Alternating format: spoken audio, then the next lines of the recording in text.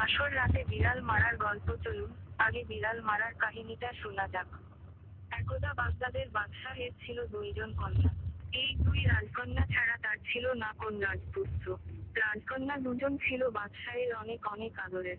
সব সময় দুই রাজকন্যার জন্যে 10-15 জন দাসী প্রস্তুত থাকত। কখন কোনো রাজকন্যার কি দরকার হবে আর তারা হুকুম পালন করবে। দুই রাজকন্যারই একটা করে বিড়াল ছিল। বিড়াল দুটো ছিল তাদের সব সময় এর সাথে। তারা খেতে বসলে এমনকি ঘুমাতে গেলেও ওই বিড়াল দুটো সাথে সাথে থাকতো। তো দেখতে দেখতে দুই রাজকন্যাই একসময় বড় হয়ে গেল। তারা বিবাহ উপযোগী হয়ে গেল। তারপর বাদশাহের চিন্তা বাড়তে লাগলো, কারণ এই দুই রাজকন্যার জামাইদের উপরেই তার এই বিশাল রাজ্যের দায়িত্ব দিয়ে দিতে হবে।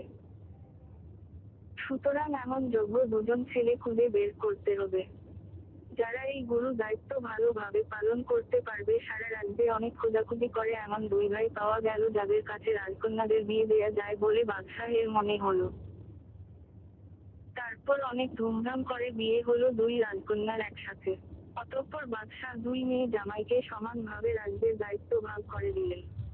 এরপর আপনার দুই ভাই ফোনে রাজ্যে অনেক কাজে আবর্জনা নিয়ে আছে। অনেক ব্যস্ত হয়ে দয়া পড়ল। করে এখন দুইজনের পরিষ্কার করুন। অনেকদিন দেখা পরিষ্কার সাক্ষাৎ করতে নেই। ক্লিক করুন। হঠাৎ করেই আপনার রাজ্যের ফোন একটা ধীর বড় গতিতে অনুষ্ঠানে চলছে। দুই ভাইয়ের কারণ দেখা হয়ে তোমার গেল। নেই এই বৈশিষ্ট্য তারপর চালু। দুজনই আবেগে এটি আপ্লুত হয়ে স্বয়ংক্রিয়ভাবে পড়ল। হবে। এতদিন পরে আপনার ভাইয়ের ফোনে সাথে জাঙ্ক দেখা পরিষ্কার হয়েছে। করুন।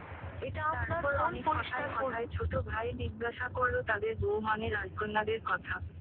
তখন বড় ভাই বলল, বড় রাজকন্যা তাকে অনেক সমীহ করে চলে। তার কোন কাজই করা লাগে না, ইত্যাদি ইত্যাদি। এইসব শুনে ছোট ভাই বলল, ছোট রাজকন্যা তার কোন যত্নই করে না, সব সময় রাগারাগি করে, এমনকি মাঝে মাঝে গায়েও হাত তুলে। তখন বড় ভাইকে জিজ্ঞাসা করলো কিভাবে রাজকন্যাকে বশ করলো। তখন বড় ভাই বলল, রাজকন্যার বিড়ালের কথা।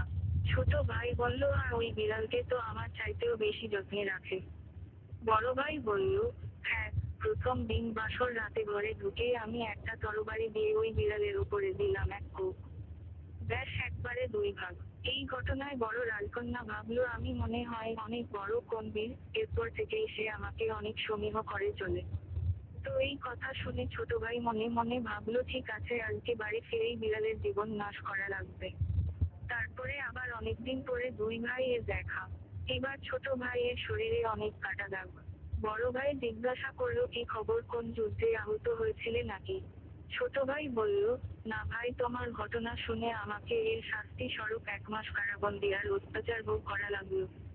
তখন বড় ভাই বলল, বিড়াল বাসর রাতেই মারতে হয়, পরে মারলে কোন লাভ নাই।